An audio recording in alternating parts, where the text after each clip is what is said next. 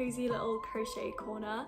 I am going to be making one of my checkerboard Prada inspired mini bags. It's going all the way to America, which is exciting, so I thought I'd film the process, show you what materials I used, just a little behind the scenes I guess, or just like a crochet with me. So in terms of yarn, I am using these two colours, so bright pink and green. It's like a lime green. They're 100% cotton because we care about the planet over here.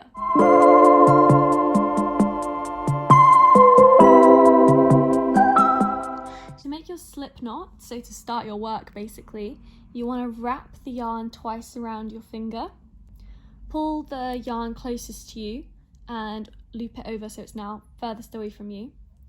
And now grab the one closest to you and pull that one all the way over, like completely off your finger, and then pull it tight around your hook. You want to make sure it's the yarn that's connected to the ball that is like pulling it tight and not this one. The first thing I do is I chain, and I am going to chain 30 to start, so let me just get onto that.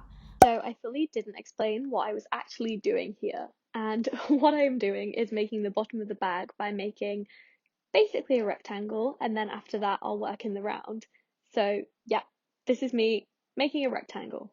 So this is how I start off with my starter chain, and then I'm gonna single crochet. Basically the whole bag is single crochet, and it's just changing colors. So for my checkers for this bag, I like using 5 single crochets across and for 4 rows, so I find that makes them pretty even squares. I'll chain 5 in this green, but on that 5th I'll change colour, and then I'll do another 5 in the pink, and then I'll change colour on the 5th, and then I'll do another 5, switch. So basically this will end up with 6 squares across, and I'm basically going to do this for 8 rows, and then I will have 2 full rows of squares, which will be the base of the bag. This is what it looks like after the foundation row and then the first row of single crochets. It's all just single crochet, but I basically just switch every 5, and then every 4 rows change which colour goes where. I'm definitely making this like way more complicated than it actually is, so it's fine. It always looks messy to begin with, but I promise you it's gonna look great. It's gonna look amazing.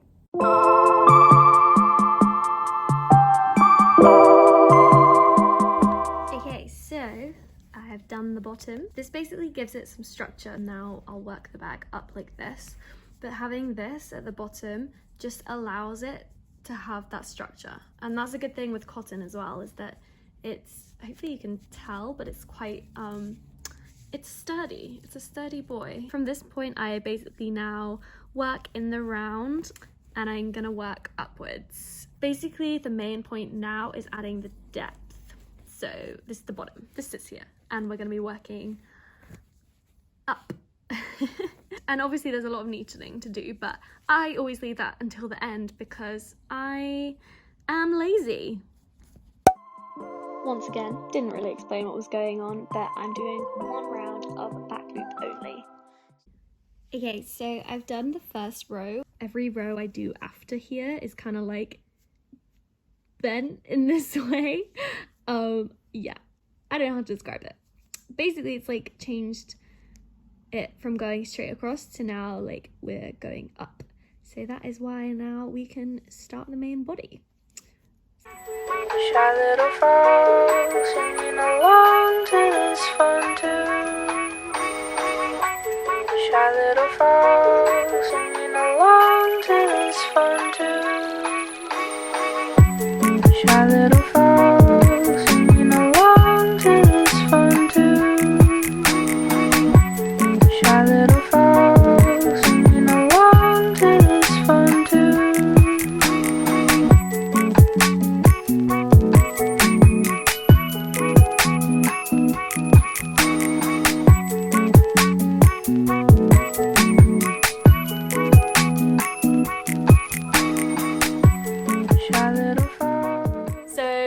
Let me quickly explain. So I basically just did all the way up, so ignore this part. You can see that it's just this is what it looked like originally. and then I disconnected and rejoined here, and you can see how, or hopefully you can kind of see, it basically did like decreasing inwards but only going like from one part to the other, and that's how I made this bit going up the side. This is the strap, which was just like single crochet, and I thought I may as well have it like attached to one side, like just keep going. I'll obviously have to slip stitch it to the other side, so I might actually do the other side now and then figure out how long the strap needs to be. But yeah, you can kind of see it starting to take shape, and as I said, like this is cotton, so it is really good at staying in place. This is what it looks like now. I will go and do the other side. Singing along to this fun tune. Shy little frog singing along to this fun tune. Shy little frog singing along to this fun tune. So I have to sew in all of these loose ends by hand, and then it's done. Well, then I'll stretch it out a bit, possibly block it like with a steamer and stretch it out and make sure it's sitting right. But yeah, it's a bag.